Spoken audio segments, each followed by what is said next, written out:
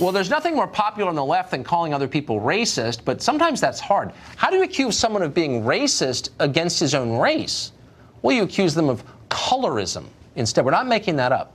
Actor Will Smith was just cast in the movie King Richard as Richard Williams, father of tennis legends Venus and Serena Williams. But social media critics are melting down. They claim that Will Smith is too light-skinned for that role. Daniella Greenbaum is senior contributor at The Federalist and a columnist at The Spectator USA, and she joins us tonight.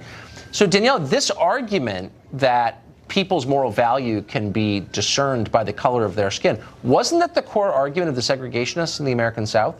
It was. And actually, you know, Tucker, you and I discussed this summer with the Scarlett Johansson controversy. We're seeing over and over again that the activist mob is deciding that whether you get to play a role in a movie has nothing to do with your skill, but is rather just about what you look like. But, I mean, I've got a bunch of kids. I went to school in this country myself. From the first grade all the way through college, you are taught correctly that one of the great sins in American history was Jim Crow, which was a very elaborate system based on exactly this precept. Your value corresponds to your skin color. Right. How can the people who claim to be against Jim Crow make this case? They can't, or they shouldn't, but they're trying to. And it's a total slap in the face to anyone who's fought for equality and who's fought to have a society in which we don't judge people on the color of their skin. So to get to the specifics of this case, they're saying that Will Smith is not black enough, or I hate even to say it, it's so disgusting, but that he's somehow the wrong color. How is he responding to this?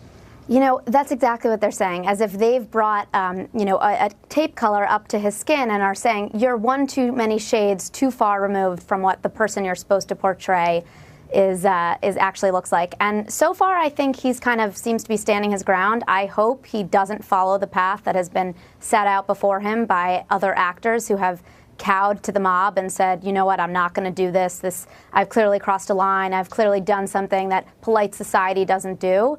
I think he brings a lot to any role. I think he's a great actor, and I think he's one that brings audiences, and that's probably part of why he was chosen. So I think it'll be a real shame if he kind of gives in to the pressure that he's currently facing. Has anybody stood up and said, wait, this is insane, we've become what we said we hated, we're the problem? Has anyone sort of turned the lens inward and admitted the rot at the very core of the modern left on the question of race? I would be so pleased to see that. I haven't seen that piece, certainly not out of the left.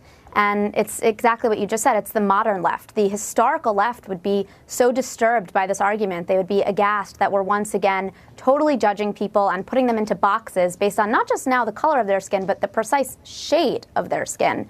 But unfortunately, the left of today is one that actually loves to judge people based on their identity. Yeah, and you know that because they're the ones calling other people racist.